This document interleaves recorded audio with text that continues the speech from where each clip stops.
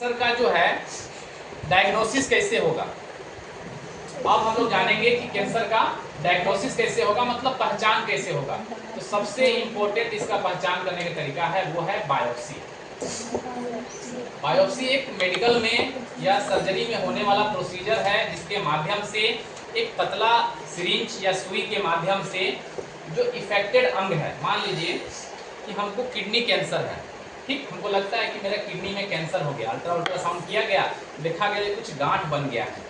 वो गांठ non cancerous भी हो सकता है लेकिन कैंसरस भी हो सकता है। जांच कैसे होगा? एक छोटी सी सुई हमारे पीठ की तरफ से घुसाई जाएगी, लंबी सुई। अल्ट्रासाउंड में देखते रहेंगे कहाँ सुई है कहाँ किडनी है, ठीक है, और उसको किडनी तक ले जाएंगे और वो सुई क्या करेगा, ऑटोमेटिक वहाँ से थोड़ा सा मांस काट लेगा और वो सुइया को लेके हम बाहर आ जाएंगे। पतला सा सुई घुसाएंगे, ये है शरीर, ठीक है, किडनी हमारे दोनों वर्टिब्रल कॉलम के बगल में होता है, हम इसको करवट करवा देंगे, ठीक है, और यहाँ पे टोलेंगे, ये पेट है और इसके अंदर में किडनी है। अब यहाँ पे हम एक नीडल को पंचर करेंगे, अंदर घुसाएंगे और घुसाने के बाद किडनी तक ले जाएंगे by the help of ultrasound. Ultrasound से देखते रहेंगे, ये अल्ट्रासाउंड प्रोब है, मशीन है, देख रहे हैं, हाँ किडनी दिख रहा है, नीडल भी दिख रहा है, थोड़ा सा और जाना चाहिए। अंदर जाएंगे, किडनी में से थोड़ा सा सेल और टिश्यू खींच के ले आएंगे और उसका एग्जामिन करेंगे। तो इस जांच को कहते हैं बायोप्सी, है ना। बहुत ज़्यादा पेनफुल नहीं होता है, बस एक नीडल सिरिंज पतला सा उस जगह पे घुसा करके वहाँ से निकाल लेते हैं। बाकी हमने बात की, बहुत तरह का ब्लड टेस्ट होता है।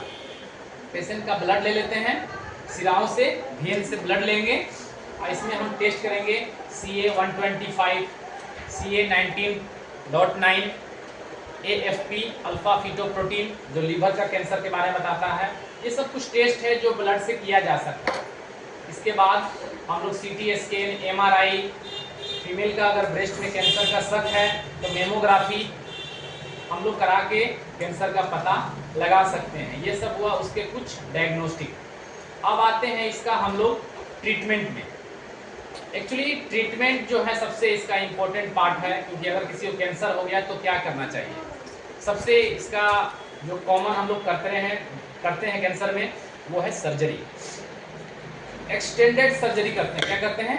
Extended surgery. मान लीजिए इस पार्ट में कैंसर है, ये जो कोलो लिखा हुआ है इस पार्ट में कैंसर है, हम लोग एक्सटेंडेड क्या करेंगे, यहाँ से नापेंगे इतना, इधर से इतना, इधर से इतना, इतना, और ये पूरे पार्ट को काट के निकाल देंगे। इसको क्या बोलते हैं?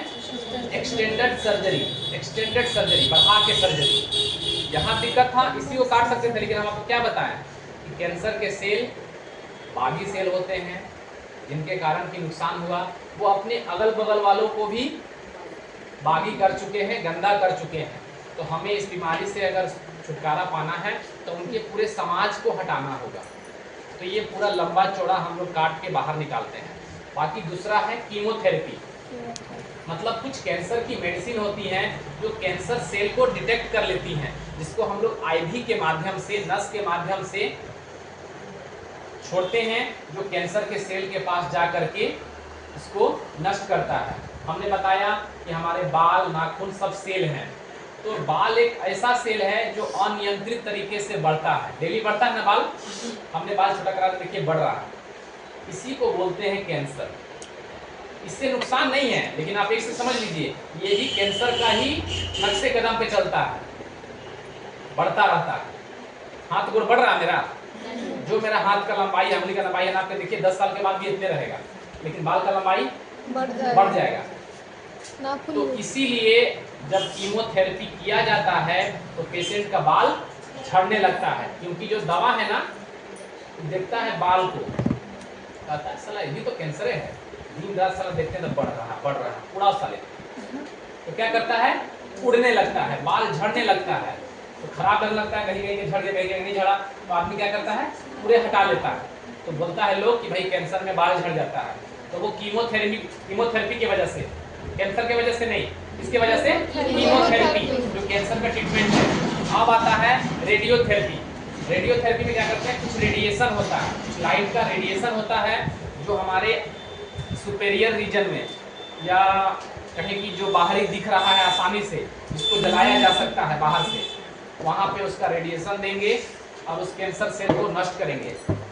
बाकी हम लोगों ने एक और नया चीज पढ़ा, इम्यूनोथेरेपी, जिसमें हम लोग अपने इम्यून सिस्टम को बूस्ट करते हैं, अपनी रोग प्रतिरोधक क्षमता को बढ़ाते हैं कि वो कैंसर से लड़े। देखिए कैंसर तो हो गया, और अगर हमारे शरीर में ठीक ठाक अगर फैल भी गया है तो भैया क्या क्या काट के निकालिएगा, आपको उसी के साथ जीना पड़ेगा। तो अगर आप अपना इम्यून सिस्टम को मजबूत कर लेंगे तो बहुत दिन तक उससे लड़ते रहेगा, उसको बहुत आगे बढ़ने नहीं देगा, क्योंकि इम्यून सिस्टम हमारा जानता है कि ये नुकसान पहुंचा रहा है ना, मरना तो तय है। और वैसे भी जिसको कैंसर नहीं है क्या वो नहीं मरता है, क्या मरता है ना। तो यहाँ पे उसका इम्यून सिस्टम अगर बढ़ा देंगे तो वो बहुत लंबे समय तक जी सकता है, लंबे समय तक बचा रह सकता है। इसी को बोलते हैं इम्यूनोथेरेपी। और एक last but not list, target therapy, जिसमें हम लोग एक विशेष प्रकार के कैंसर के सेल को खोजते हैं और उसको मारते हैं।